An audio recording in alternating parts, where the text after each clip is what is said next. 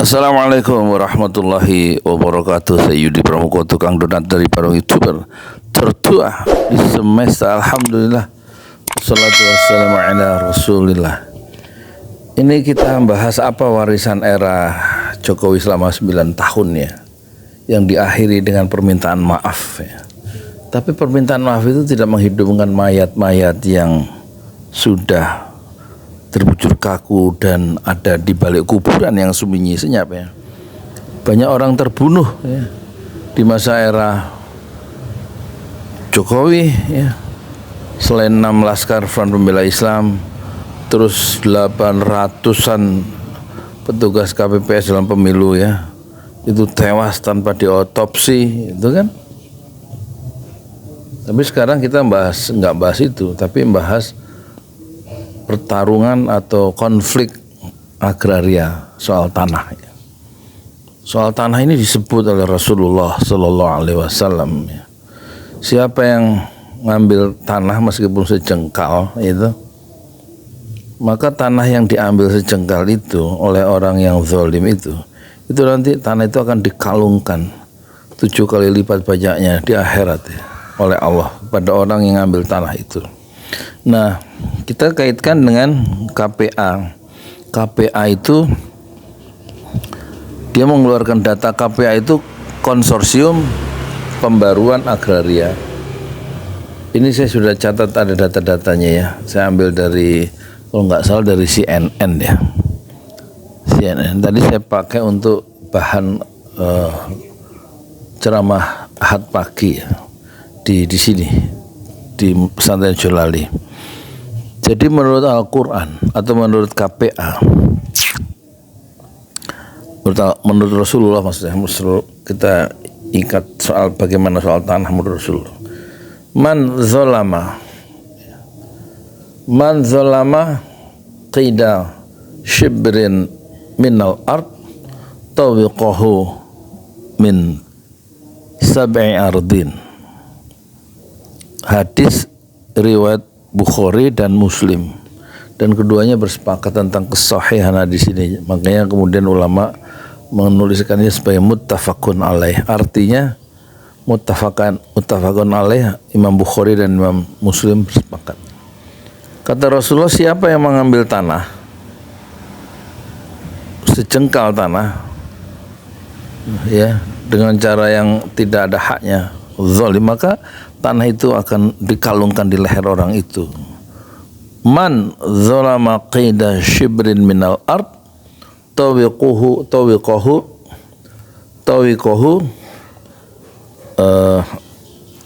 min sab'i ardin min ardi sab'in. Dan ini mencemaskan data-data yang dikeluarkan oleh konsorsium pembaruan agraria ya, soal tanah, konflik tanah yang dirampas oleh pemerintah ya, dengan alasan proyek strategis nasional. Itu konfliknya ya, itu melibatkan tanah 6,3 juta dalam situasi konflik,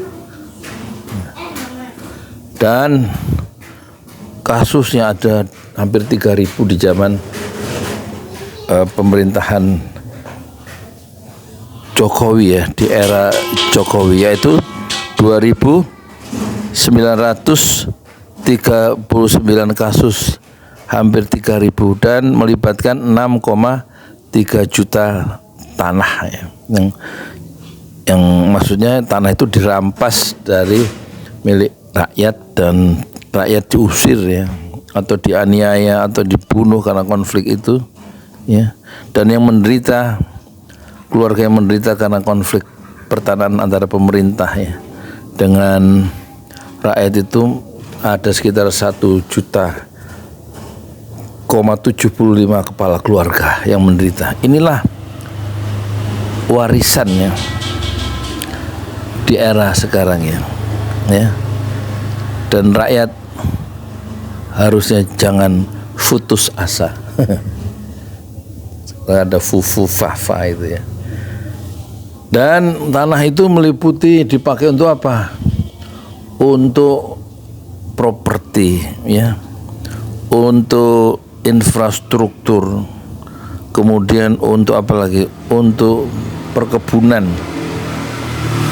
untuk instalasi militer, kemudian untuk apa, perhutanan, pertambangan dan lain-lainnya.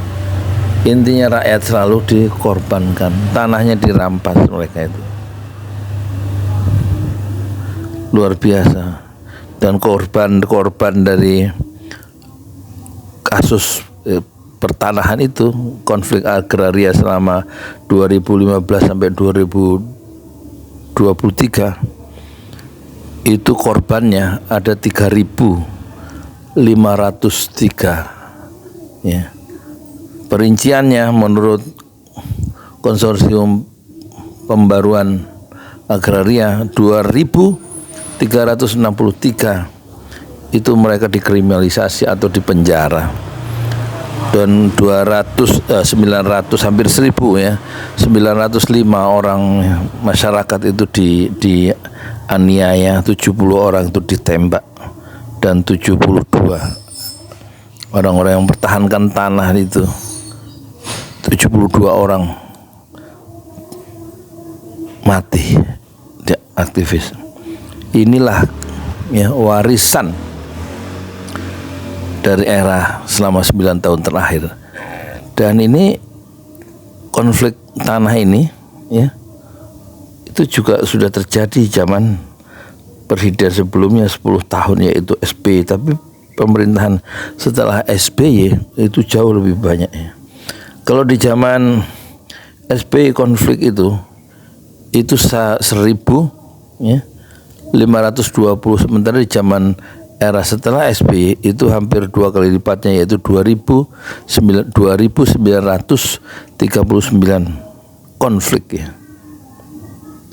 Dan yang menderita, rakyat yang menderita di zaman SBY karena konflik tanah-tanah yang bertarung dengan aparat yang bersenjata itu yang menderita adalah 977.000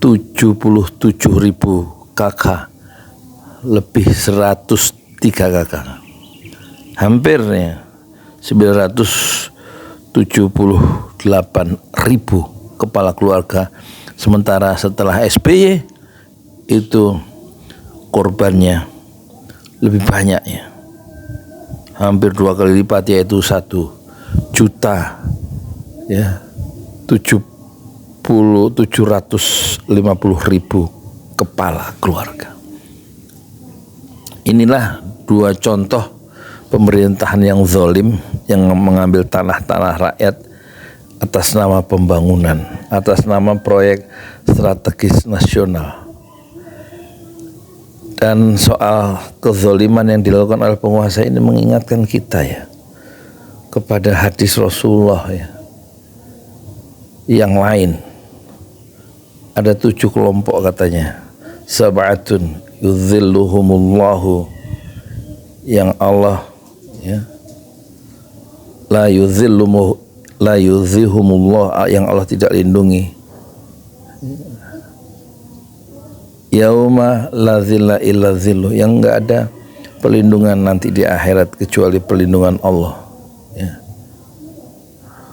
Ada 7 kelompok yang dilindungi oleh Allah, yang di hari itu enggak ada pelindungan kecuali hanya pelindungan Allah. 1 kelompok itu adalah pemimpin yang adil, bukan pemimpin yang zalim yang merampas tanah-tanah itu, al-imamul adilnya. Dan dalam perspektif konsorsium pembaruan agama, di mana pemerintah mengorbankan banyak rakyat yang menderita selama 9 tahun terakhir, sejak 2015 sampai 2023, kepala keluarga yang menderita itu sampai gara-gara tanah ini itu sampai 1.750.000 kepala keluarga. Ini betul-betul pemerintahan yang zalim. Dan tanah yang dalam situasi konflik itu, yang tentu rakyat melawan, itu 6,3 juta hektar. dan yang tewas 72 orang mati mempertahankan hak-haknya, 78 ditembak, hampir 1.000 orang rakyat, yaitu 905 dianiaya dan yang dikriminalisasi, yang dipenjara itu 2.363 orang. Ini data yang tercatat, yang sempat dicatat oleh NGO atau non-governmental organization. Jadi organisasi lembaga swadaya masyarakat yang bergerak di bidang pembelaan terhadap hak-hak masyarakat di bidang pertanahan ya. Bagaimana menurut Anda? Inilah warisan, apa saja warisan dari era sekarang. Tetapi rakyat tidak boleh putus asa. Saya Yudi Pramuko, tukang donat dari Parung, YouTuber tertua di semesta Fasbir Sobron Jamila. Bersabarlah dengan kesabaran yang indah. Assalamualaikum warahmatullahi wabarakatuh. Di jalan Allah. Ini Masjid Enam Syuhada lagi dikunjungi sama Ketua Hilmi. Modal awalnya berapa Pak Yudi Pramuko? 750.000. 750.000 rupiah aja. Jadi ini 500 jutaan nih barang. Sekarang udah habis 310. Masya Allah, tuh udah pakai keramik, plafonnya tinggal. Granit tuh kayak marmer. Tuh, Masya Allah nih, sampai juga kita ke sini. Masjid Enam Syuhada, ngapa namanya Masjid Enam Syuhada, Ya, Pak Yudi? kita mau mendokumentasikan perjuangan dakwahan nama anak muda pengawal Habib Rizik Syihab itu. Masya Allah. Yang dibunuh sama orang jahat di kilometer 50. Kilometer 50 ya. Itu kan simbol memperjuangkan dakwah itu kita harus memberikan segalanya untuk Islam kan ya. Untuk Masya dakwah Islam. Allah. Dan nama anak muda itulah yang sudah memberikan segalanya untuk Islam. Masya Allah. Apa nanti nama pemuda itu ada juga di sini mungkin diterangkan? Mungkin namanya 6 syuhada. 6 syuhada itu, Ya. 6 syuhada dipasang di sini, 6 syuhada. Bipali, apa yang dikomentarin dari ini semua, Bipali? Masya Allah, luar biasa. Dari uang 700.000, kalau pengen ternyata bisa. Bisa. Allah kirim. Tuh, bisa. Ya, dengan masuk satu gang kecil, tapi Bapak ini luar biasa. Kecil tuh. Masya Allah ya. Satu call aja. Masya Allah, perjuangan Pak Yudi Pramuko, YouTuber sejagat paling tua. Tertua di semesta. Tertua di semesta. Masya Allah. Tukang donat. Tukang donat. Tukang donat dari Paru. Ini saya laporkan dari lapangan ini, langsung dari Masjid Enam Syuhada. Masya Allah. Dan ini dia. Dalam kelihatan. Tuh, lihat tuh masjidnya. Tuh imamnya di situ tuh. Malam-malam lagi kita. Masya Allah. Masih kurang nih. Atapnya katanya transfer aja. Masjid Enam Syuhada sebentar lagi selesai. Dinding lubang angin sebagian sudah terpasang, lantai 2 dan kemudian plafon termasuk lantai bukan keramik, granit 150 dus bersama tiang-tiang yang ada 16 setinggi 4,5 meter. Kemudian finishing terakhir adalah tangga menjebol atap ya, lantai pertama untuk masuk ke lantai 2. Inilah Masjid Enam Syuhada. 2,5 tahun lalu dimulai pada 2 Agustus hari Senin 2021. Tinggal sedikit lagi insya Allah, dan lantainya dari keramik, bukan keramik, granit sudah diresmikan lantai pertama. Nanti lantai kedua lewat sini tangganya jebol untuk masuk ke lantai 2. Inilah Masjid Enam Syuhada yang sangat megah karena dari bahan-bahan pilihan, kualitas nomor 1.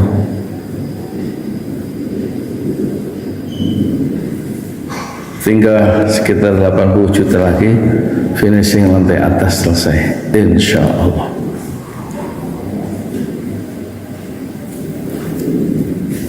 Ya, inilah Masjid Enam Syuhada yang sangat bersejarah, ya, dalam sejarah dakwah Indonesia modern, insya Allah, karena ini dibangun dalam konteks kezaliman rejim penguasa yang sudah membunuh 6 santri dari front Laskar Front Pembela Islam, dan kita abadikan pengorbanan dan perjuangan dakwah mereka, sehingga kita sebut namanya Masjid Enam Syuhada. Mereka mengawal perjalanan dakwah gurunya Habib Rizik Syihab, dan mereka dicegat oleh orang-orang jahat di kilometer 50. Saya Yudi Pramuko, tukang donat dari Parung Youtuber, tertua di semesta fasbir sabrun jamil, bersabarlah dengan kesabaran yang indah. Assalamualaikum warahmatullahi wabarakatuh.